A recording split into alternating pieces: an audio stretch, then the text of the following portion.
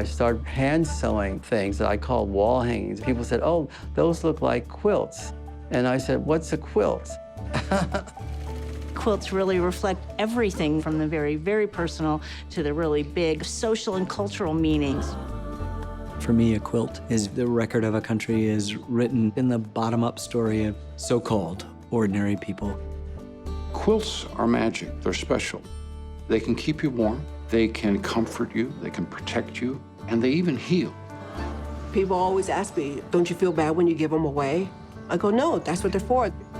The best part of quilt making is being able to give a quilt to somebody else. It's a hug. It's a way of honoring our vets and the service that they have provided to our country. Every time I go someplace new, I see something that I want to translate into cloth. The fabrics have a life of their own, a mind of their own. That's what keeps me interested. Quilts are very powerful. Great Spirit chose me to do this. I'm going to tell our story. This is what human beings are required to do, to take raw materials and transform them into something greater than the sum of their parts. And that's what a quilt is. That's what art is. And now I've seen quilts made with twigs and paper, and it's all a quilt. It's an open definition now what a quilt is.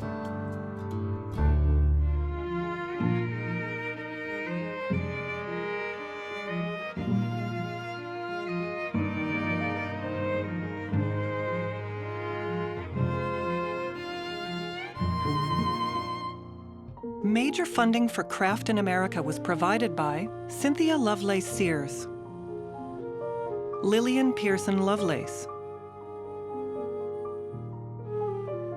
L.L. Brownrigg, Helen and Peter Bing,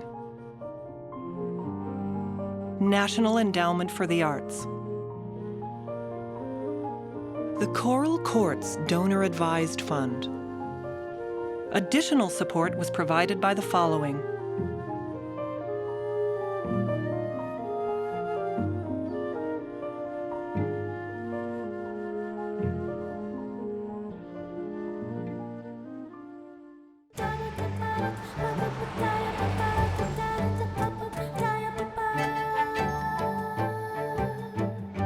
This is National Quilting Day. We get around 700 people come through. I brought an Ohio Star. It's pieced and machine quilted. I used to hand quilt everything I did, but I got older and wiser. That controls the speed. It actually works with a receiver. It's not a quilt until it's 3 pieces. It's got to be the top, the batting, and the backing. It's a sandwich. Quilting is huge. There are 6 to 10 million quilters in the U.S. alone. It's a $3.7 billion industry. People who love to do it love it with a passion. I just love the textiles, all the different colors and the way it feels in my hands. There's something about working with your hands and that accomplishment of creating something.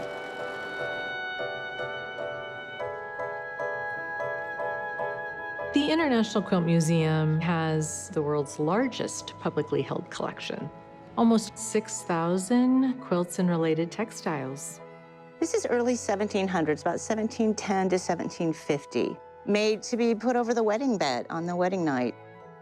We use quilts to mark significant events in our lives.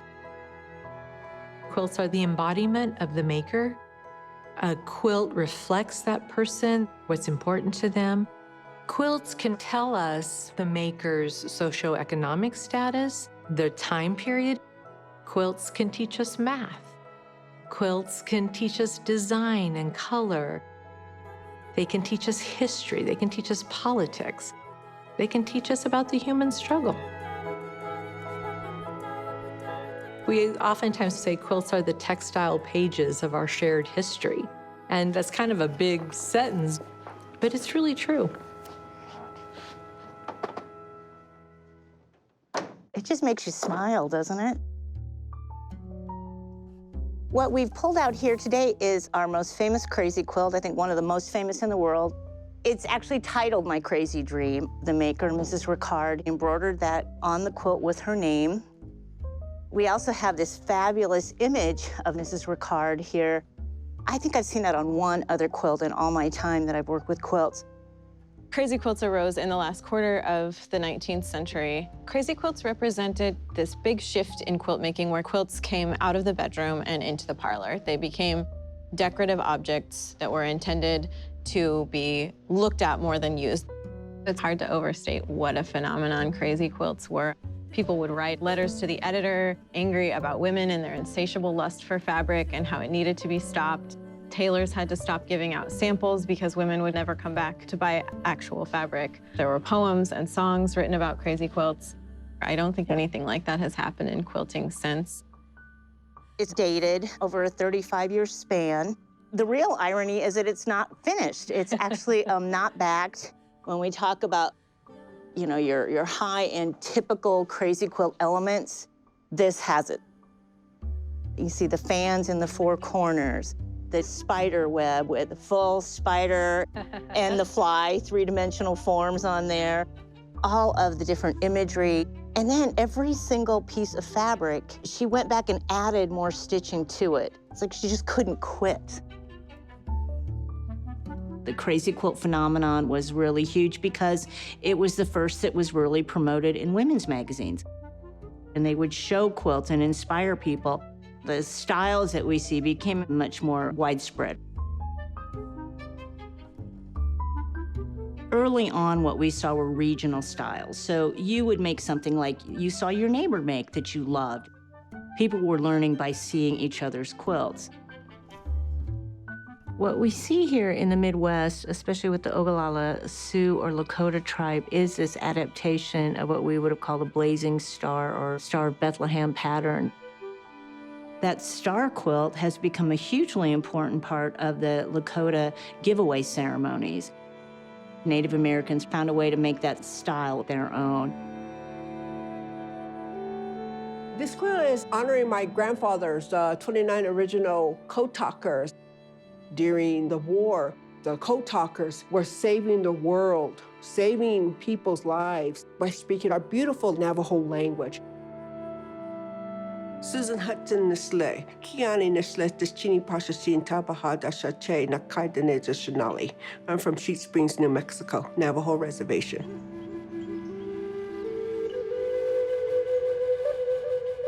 I went to the National Museum of American Indians in DC, and I was talking about my quilts. And this guy goes, "What's a Navajo doing making star quilts?" That's just Lakotas. People associate quilts with a certain tribe or certain area. Me being Navajo, they think I should be weaving, doing baskets, pottery and jewelry. I can quilt.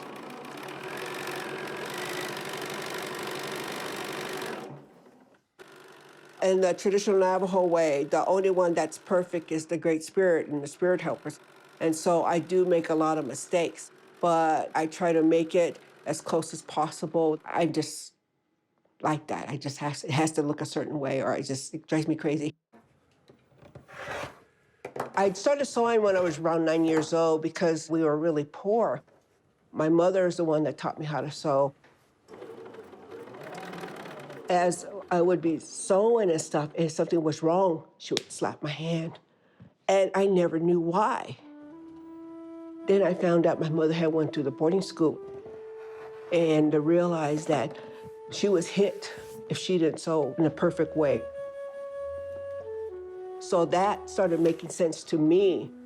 I always remember what she went through so I can be here. Ever since I was little, I just have these dreams, and it's just like in the old days, those penny machines. You put your penny in there, and you can wind it, and you see them moving. Well, sometimes it click, click, click, click, click, and I'll see pictures, and then one will stop. And if it's a good one, it goes down here like in a file. If not, it'll keep going this way. Sometimes these dreams, they're really, really dramatic. It's just like my ancestors telling me the stories and what they went through. Sometimes I just wake up crying, and then I'll just start praying. And it'll be a process like that. And when I've maybe cried 4 times, I know I'm gonna make that.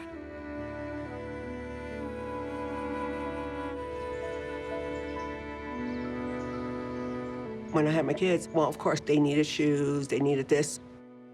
I realized that people like star quilts and they wanted them, and I can sell them. Senator Ben Nighthorse Campbell, he would have giveaways, so I would sell him my star quilts. And then one day, Senator Campbell goes, you know, your stuff's kind of boring. I was like, okay. And, you know, I'm like, oh, you know. So we started talking, and he says, well, what kind of art form do you like? And I told him I liked ledger art. I was fascinated with the story. It wasn't just the Plains Indians, it was my tribe too. When they put us on the reservations, the Indian agents would come, they would get ledgers, and they would draw on it, and they were telling stories. That was what you used. He says, we'll do something like that. And so that's how I started to make ledger quilts.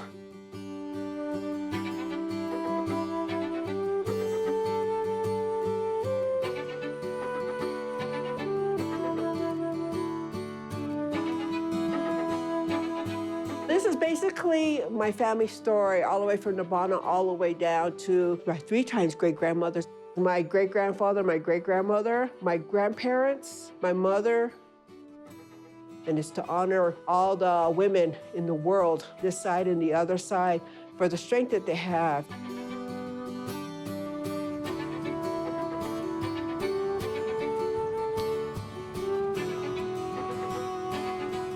Sisters, what you guys doing? We're sewing. We're doing a baby quilt. Who did the binding and backing? I did. Me and her. Yeah. It's beautiful. You know, us as Navajos, we use food as medicine, so, you know, it brings the community together, brings our family together, and we also get to learn. You know, every time there's something new, there's somebody teaching you something. My clan is Kia'ani. That means towering house. When Changing Woman came, she made 4 major clans, and Kia'ani was one of them. She's a matriarch. Right. The Navajo way is you are who your mother is. That's how we get our clans. So she says that her grandma was Towering House, Kia'ani, and she says, so that's what I am, and of course, so are you, she says.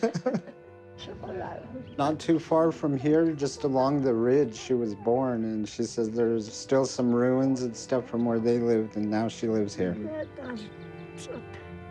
This one?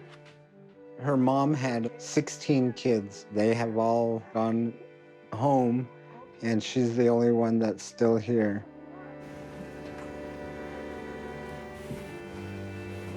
She says she learned weaving from her mother and her aunts, and she said when she first started, her weaving would be kind of crooked, and then now she does it really good. She says she could sell her rugs anywhere towards the east, to the south, to the north, but she says she takes it to the trading post. I made that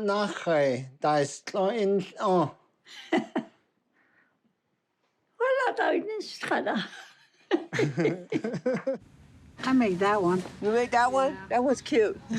When I first started quilting, it was more survival. As I started doing the ledger quilts, that's when I started becoming an activist.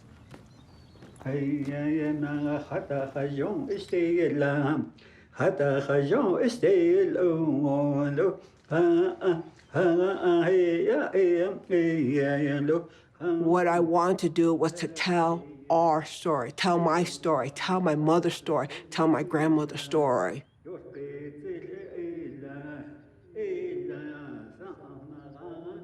This is the long walk of the Navajos. I'm showing how much power the soldiers had. The soldiers could determine who was gonna live, who was gonna die, who was gonna eat, who was gonna get medical attention, who they were gonna sell. We're a matriarch system, but the government, they didn't want to deal with the women, so they empowered the men. So what I'm showing is the men signing the treaty. And when they did that, The old ways were gone forever. I can't never in my life imagine what they went through. Never.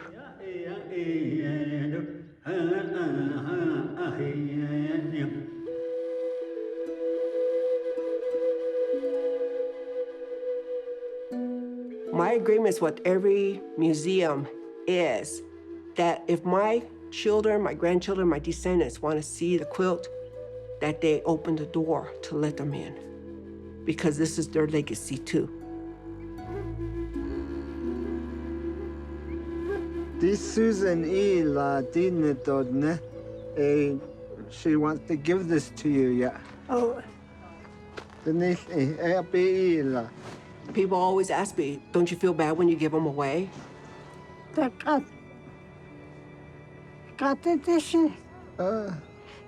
go, no, that's what they're for, they're stories. I'm like, I made them for a reason. They're gonna go someplace and go to the right place, and they're going to be shown, and the story is gonna go on.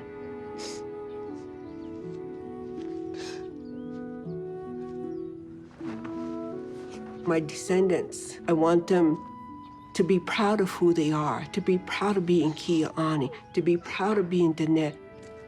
I want them to know that I cared enough about them to keep the story going.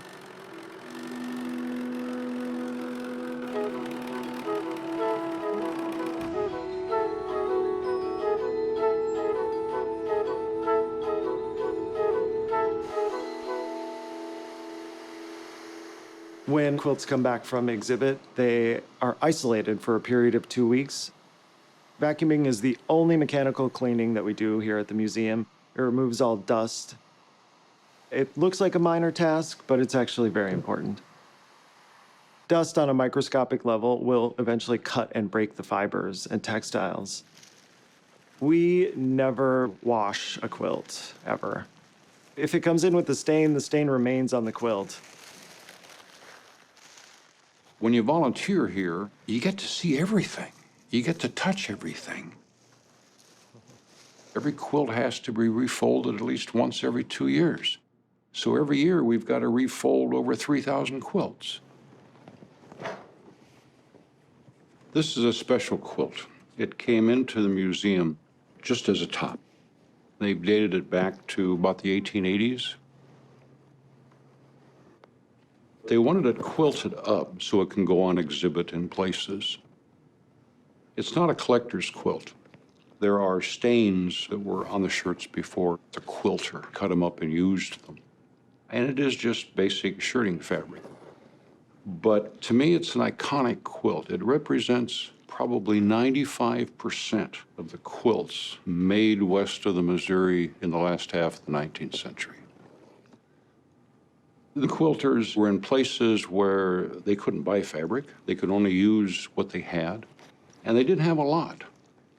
But when she sat down to make this, she couldn't help herself. She had that creativity, and she poured it into this thing. These non-blues are not placed randomly. She puts them so when you step back from it, they disappear. And what you get is a depth of blue and white you wouldn't get if it was just blue and white. And when she cut them up, she made sure that the lines in the fabric, she marked them and cut them so they were right, they were pleasing all the way around. So you take only what you've got and you put that creativity into it, even though it's just a utility quilt. And you get something that is just absolutely remarkable. When a quilter puts themselves into this, somehow that quilt still holds on to their spirit, their mojo. It's still in here.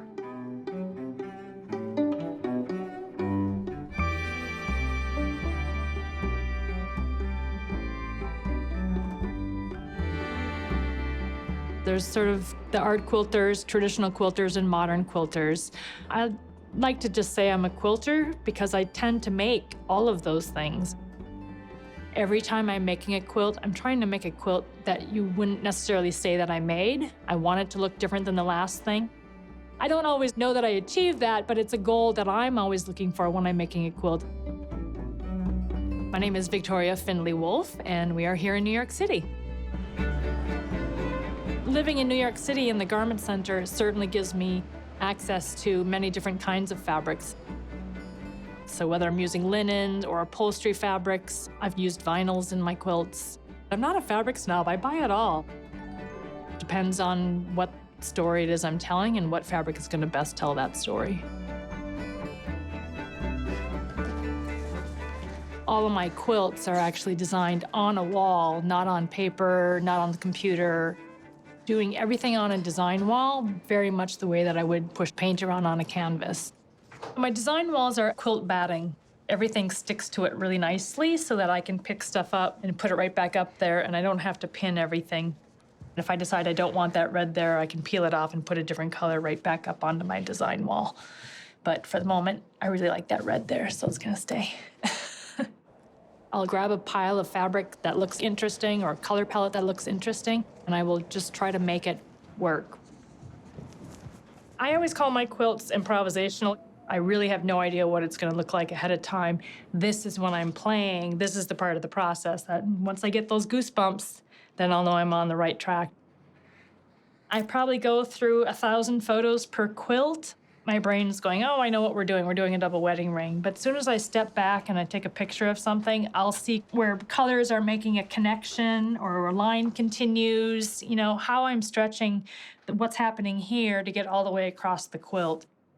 I'm keeping the bones of a traditional pattern, but really just trying to tell a different story. Because this is not a traditional double wedding ring, it doesn't follow a certain path.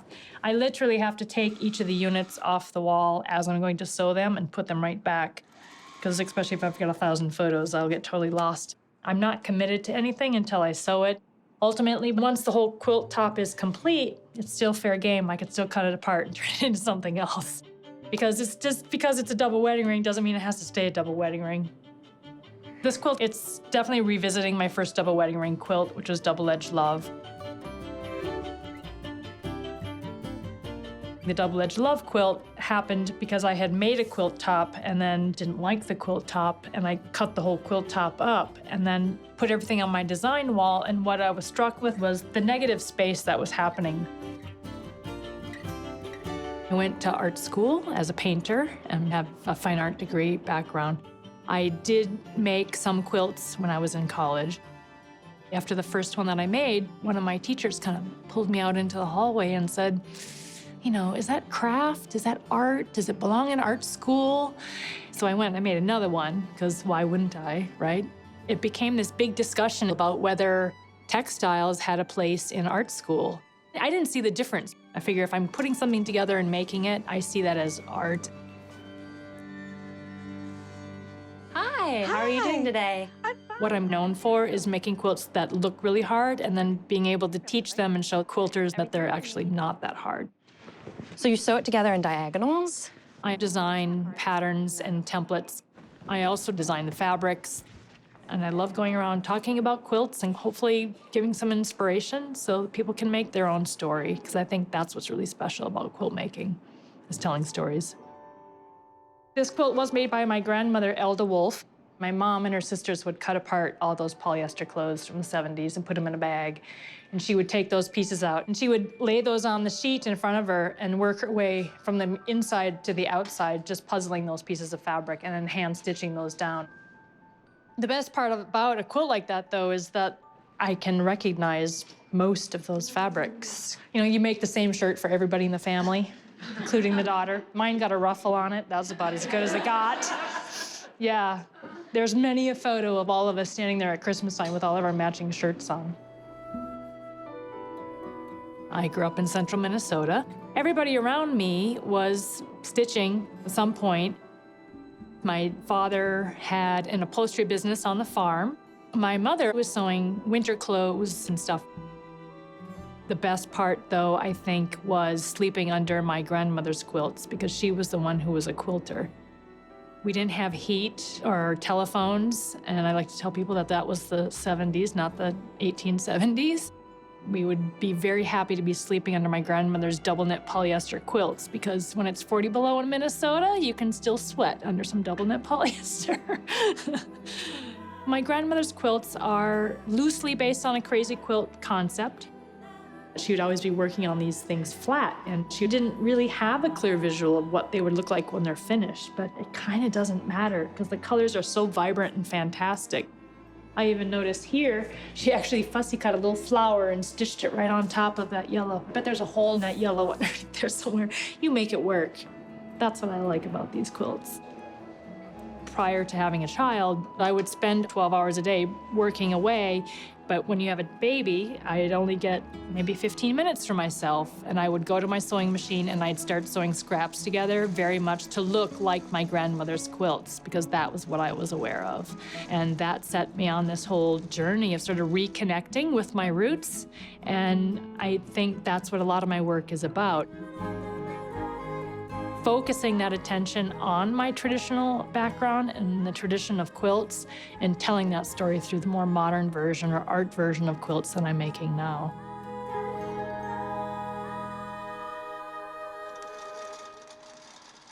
This is a long arm quilting machine. What we're doing with this is we're pulling the machine across the quilt and doing the quilting. On a home machine, you would be moving the quilt underneath the needle, but this time I'm driving the machine with the needle over the quilt. There's also a computer system, so I can do special designs if I want to, or I can do it free motion just by driving the machine and making it stitch wherever I want it to. This particular piece is actually an exhibit quilt of mine, so meaning I would have pieced everything, quilted everything, so this is why this quilt is on my frame and I'll be doing this one myself. Most of my early quilts are done on the home machine, which is where I'm the most comfortable, so it pays to have a best friend who's a long armer. We thought you might want to see the back of this quilt.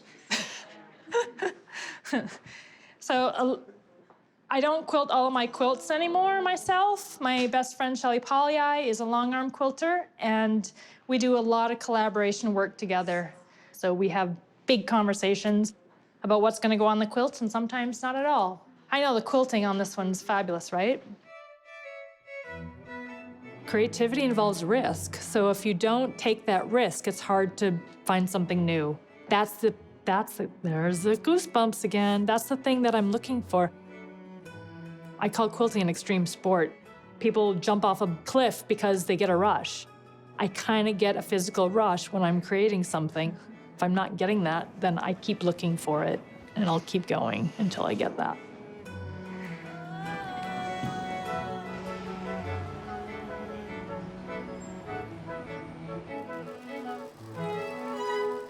Every year, the Quilts of Valor Foundation has a National Sew Day.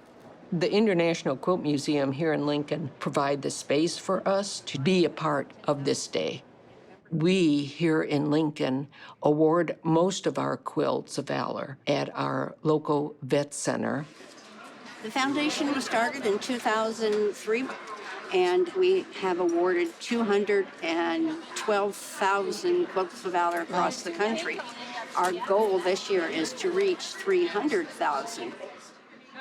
I myself have made 60 quilts. It's always a special moment because it means, I'm going to tear up, but it's a special moment because it means so much to our vets. It's a way of honoring our vets and the service that they have provided to our country. The gift of a quilt is an amazing thing. It is a transcendent thing. It's not like an object. It's about giving something much more than that. And it's art, of course, but it's also memory and history and so much work. So many hundreds, if not thousands of hours have gone into the making of a quilt that it has a kind of, to me, priceless nature to it. Most collectors tend to collect quilts in specific genres. Ken Burns chooses quilts for his collection on the basis of whether or not they speak to him. So it's his personality, it's his interests, it's his love of America and history. You can see all of those passions reflected back in his collection. I spend my entire professional life trying to wrestle complex stories to the ground. There's something incredibly liberating about being drawn to a quilt just for its isness. But I'm not collecting them because they speak particularly to a historical period or particular fads or styles in quilt making, but because the quilt that was completed is a work of art to me. The collector is hugely important. They really are generous with their collections because what they want is to see those quilts preserved and saved because they know that that's such an important record of our history. I hate to say owned. I don't feel like I'm owning them as much as I'm sort of protecting them. I found myself really drawn to the historical nature of them, to the hidden stories that they seem to suggest, an almost anonymous art form, and that it's women's work. We tend to marginalize the work of women, and I find that a completely foolish loss. We miss out on a huge part of our citizens' expressions of themselves, their lives, their interests, their art. I think that in textiles is a kind of DNA of a culture, and I certainly feel that in the case of American quilts, that it is a kind of wonderful mix of styles and designs and colors and peoples who are negotiating sometimes, hard lives in mostly rural America. And the byproduct is, to me, so joyous. I think that this is the record of a country is written not just in the sequence of presidential administrations punctuated by wars, but in fact in the bottom-up story of so-called ordinary people. For me, a quilt is very much the expression of who we are in the best kind of way.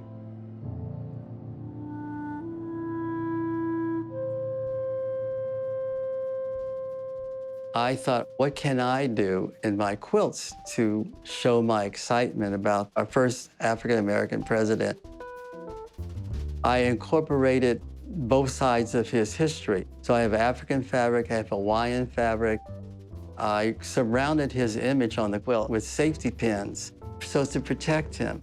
And then I put keys for knowledge to open the doors, a lot of symbols there.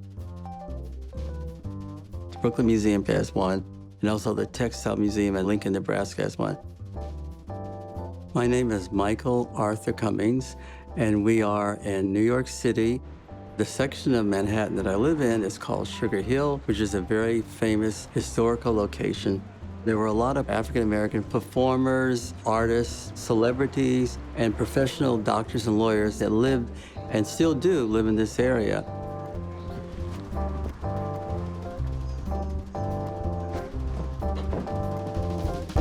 I don't draw or do advanced sketching. I just visualize the images.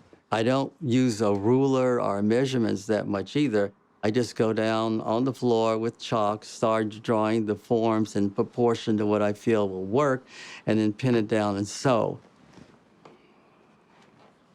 This is a quilt of James Baldwin. And I was really trying to accomplish his signature hairstyle or the peak that he had in his hair.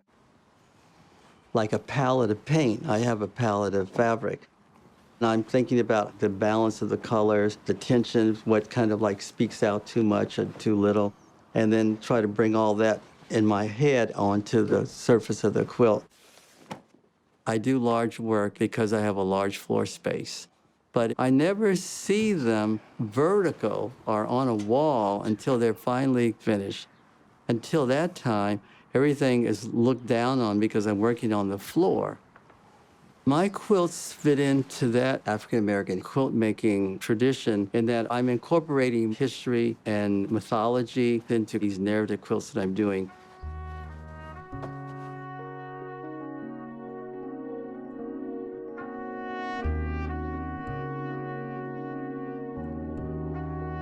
I do reach back to Africa, and I introduced the slave connection there, and that for me was an extension of trying to tell the story of the African-American history.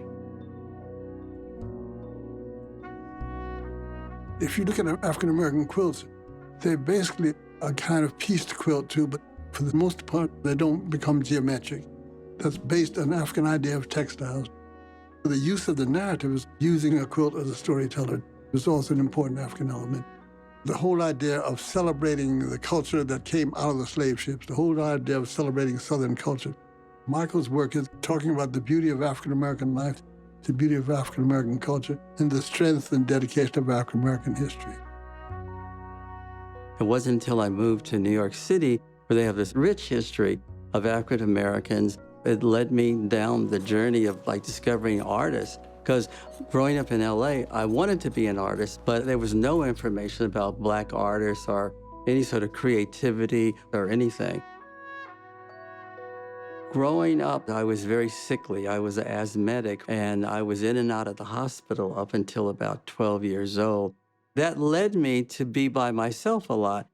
It kind of allowed my mind to drift into an imaginary sort of world where I could draw. There was a school trip we had to a museum, and they had Van Gogh's Sunflowers on display. And that sealed the deal. I mean, I wanted to paint and be like that artist. My parents wanted me to go down the road of being in business. When I told my parents I didn't want to be a business major any longer, my stepfather painted this really bleak picture of me starving with no food, a coal apartment. He said, "Do you want that?" And I said, "Yes." Isn't it great? I really love these houses. Right, and just the all-around look that they have here. Well, you know, they call it Sylvan Terrace. Okay. And they're all wood frame houses, which is unusual to still be existing in New York. So what's the age of this house about? This was pre-Revolutionary War, so maybe the 1750s, 1760s. Okay. And it was Washington's headquarters. Right. So during the Revolutionary War, you get a sense even here, the heights were above the Harlem River. Right, yeah, you can actually see the Bronx right now even. When I really set my mind to be an artist, I didn't want to fall in that trap that my stepfather had set. So I just automatically thought that I would be doing a 9-to-5 to pay for living here in the city. Michael had a double life, but he didn't feel that stopped him from being an artist. That you can be an artist because that's your intention. You can be an artist because everything you do makes art. This is African art that I've collected over the years. And on the wall, there's an abstract quilt composition that I just have fun creating. This is a collection of prints by various artists that have influenced me. And the centerpiece is one by Romare Bearden. He invited me to look through his portfolio to pick out anything I want. And I came across this print called Quilting Time. And I said, this I have to have. I came to New York with the idea that I wanted to be a painter. I discovered Romare Bearden, and he became a role model. His collage work was a narrative. It told stories about people and history. I thought, oh, this is a very interesting way to tell a story. And I drifted away from painting into collage work.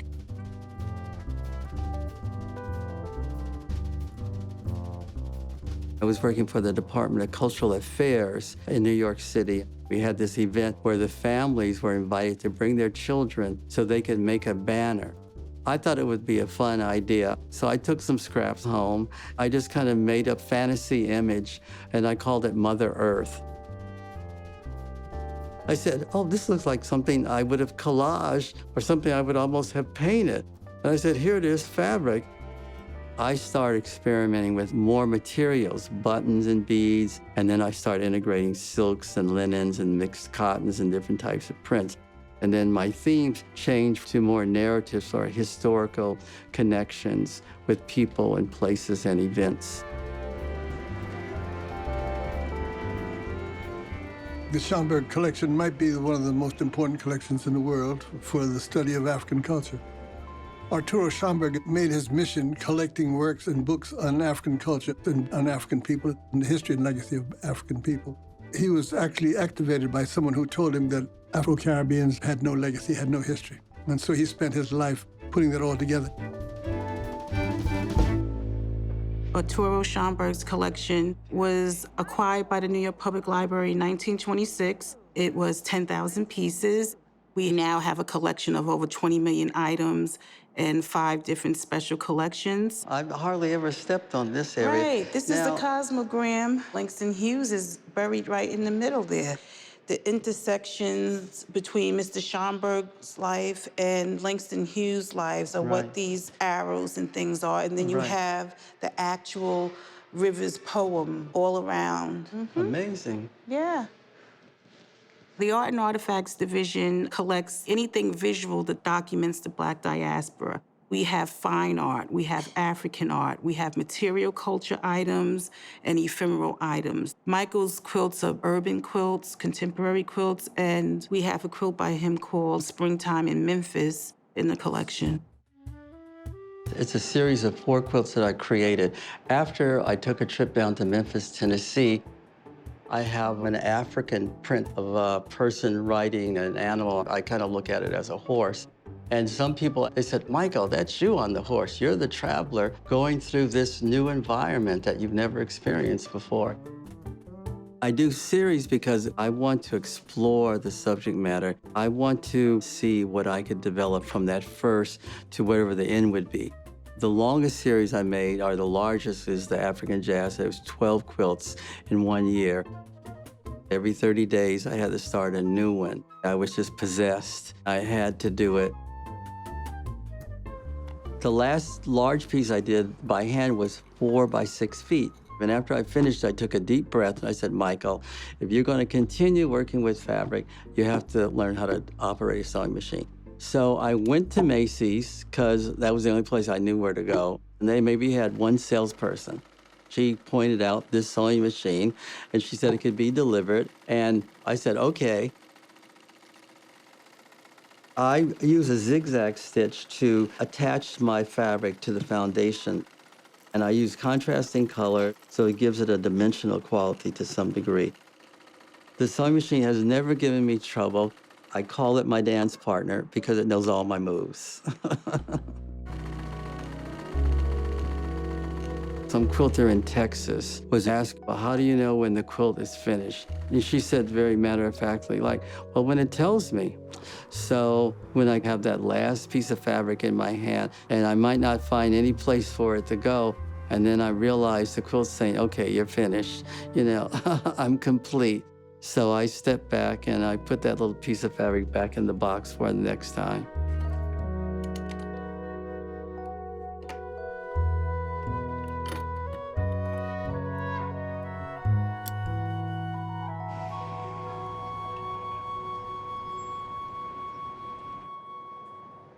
Los Desconocidos is the traveling exhibit of the Migrant Quilt Project. This project represents an artistic archival of the loss of lives in the desert. The quilts of the Migrant Quilt Project tell the story of the border crossers who lost their lives out there in the desert. We periodically find migrant clothing where they've left many, many items behind. It occurred to me maybe these fabrics could speak to the migration of people seeking a better way of life. I started collecting materials and taking them home and washing them, and I thought of memorializing all these people who have died crossing the desert by creating a quilt. I made 1 quilt, and then I wanted to do another year, so I found quilters to make another quilt. Now we get people from all over the country wishing to make a quilt. Since 2000, the Migrant Quilt Project has grown to 18 quilts, 1 for every year that the medical examiner has been keeping track of the people who've been dying. I asked the quilters to incorporate as much of the clothing as possible into their design. They have to put somewhere on the face of the quilt Tucson sector and the calendar year. And then I supply them with the lists of the people who died. We identify who they are, if we can, or put the word desconocido, which means unknown, and we honor their lives. The quilters know that these quilts need to go back to the Migrant Quilt Project so we can continue with the exhibit as a collection.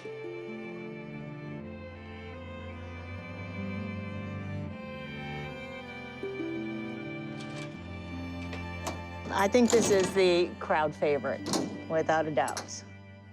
I love this piece so much.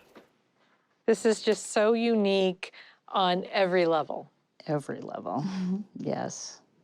I think everybody had a button box at home. She just found an amazing way to use them. The way she chose her buttons, the way she placed the red buttons, the large green buttons, it's just so beautifully thought out. She's attached it to seersucker. We believe it might be a tablecloth. I find the back really charming. Even though you can hardly see it, she's added this sweet little crochet border. I love the attention to detail. Do we know how much this quilt weighs? About 45 pounds. It looks like it was all made as one piece. The construction itself is just amazing to me. I cannot comprehend somebody putting that many buttons on anything. I was working with beautiful mother-of-pearl buttons, but I'm a color lover. I need to be able to create with color. I just buy these white packages of buttons, and I would spray paint them with automotive spray paint. And it's completely for fun, just absolutely fun. I live in Palo Alto, California, and I love many of the things about Palo Alto, but I especially love the Baylands Preserve. I was taking a walk, and the fog had descended. All the imagery looked like the inside of an abalone shell, and I thought, that's what I want to try to do. I created a piece called One Winter Walk, and One Winter Walk led to an entire series of pieces. They were quilted, they were dyed, they were almost all kimonos. They're almost all about 5 feet wide by about 6 feet tall. A friend of mine said, Judith, you're making art quilts. And I said, what is an art quilt? She said, you're not tied into a pattern. You're allowed to do anything you want. It's what you're doing.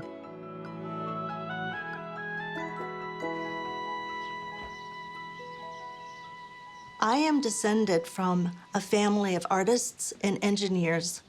I just always assumed maybe I would be an artist too. I hoped so. I decided to pursue art at San Francisco State University. There wasn't a class that I just didn't love. I took ceramics, jewelry, sculpture, painting, drawing, everything that they offered until I discovered textiles. The teacher took an enormous basket of ethnic textiles, and she just threw them over the surface of the table. I was mesmerized by all the different colors and the textures and the patterns. Then Annalisa Hedstrom came to our class and did a 1-hour demonstration of a technique called Arashi Shibori.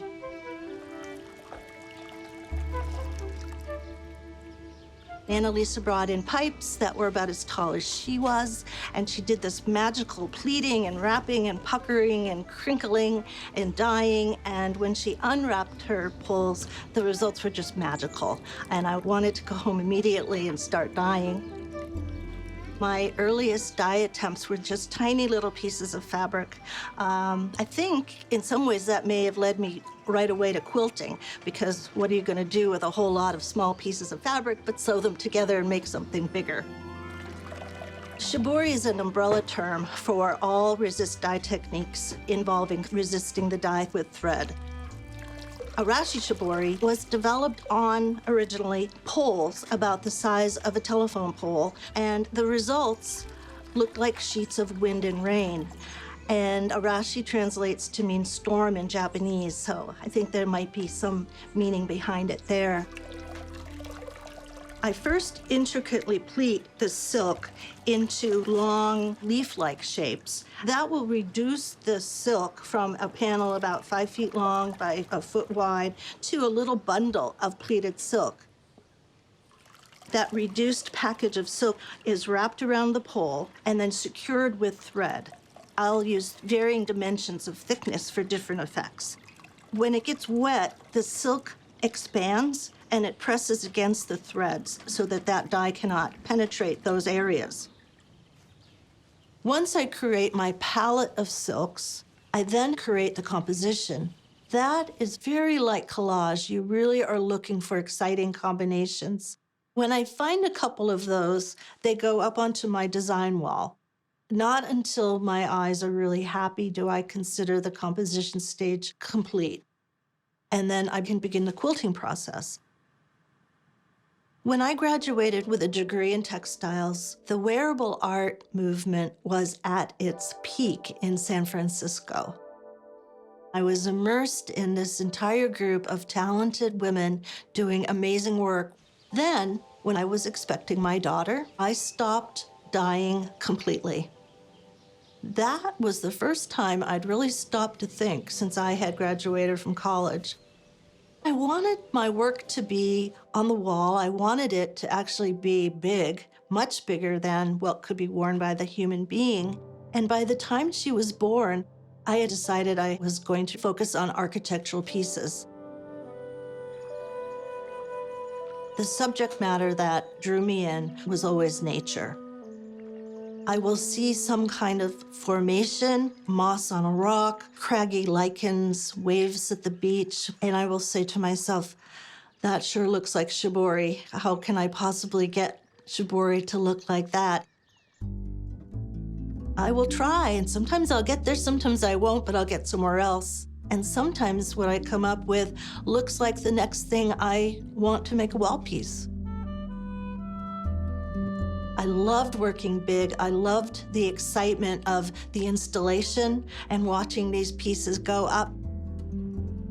But eventually, I really wanted to come back to something more nuanced than what you could achieve when you're working on the scale of 3 stories.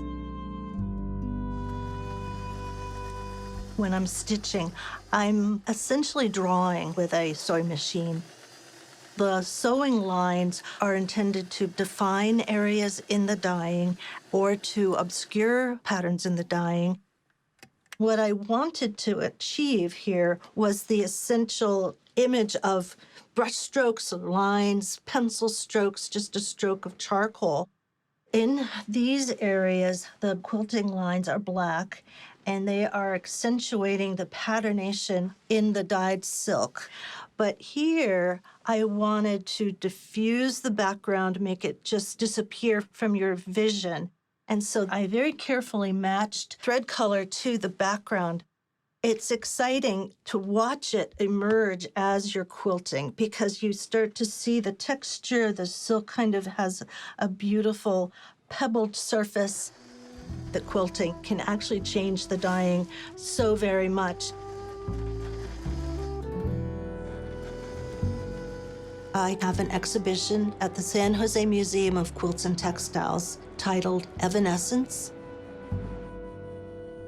The word evanescence means the fleeting nature of light, imagery, sound, time, almost anything. In the case of my work, evanescence often refers to the fleeting nature of the images in nature that I search out. The definition of the art quilt doesn't require 2 layers of cloth connected by thread. I was thinking of an art quilt being 2 layers of sound connected by a hillside. It could be anything that's 2 layers connected by something else. When you think of it in terms of that, I would be really excited to see where the art quilt goes.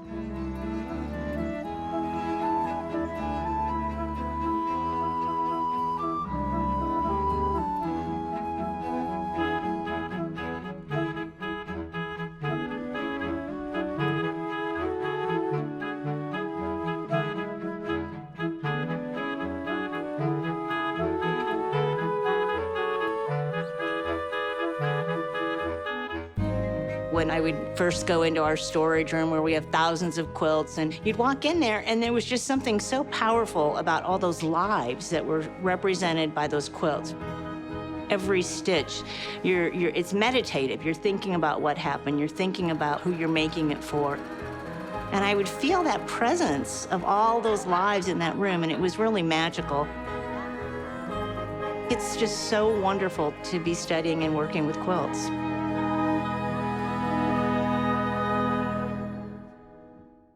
Major funding for Craft in America was provided by Cynthia Lovelace Sears, Lillian Pearson Lovelace, L.L. Brownrigg, Helen and Peter Bing, National Endowment for the Arts, the Coral Courts Donor Advised Fund. Additional support was provided by the following: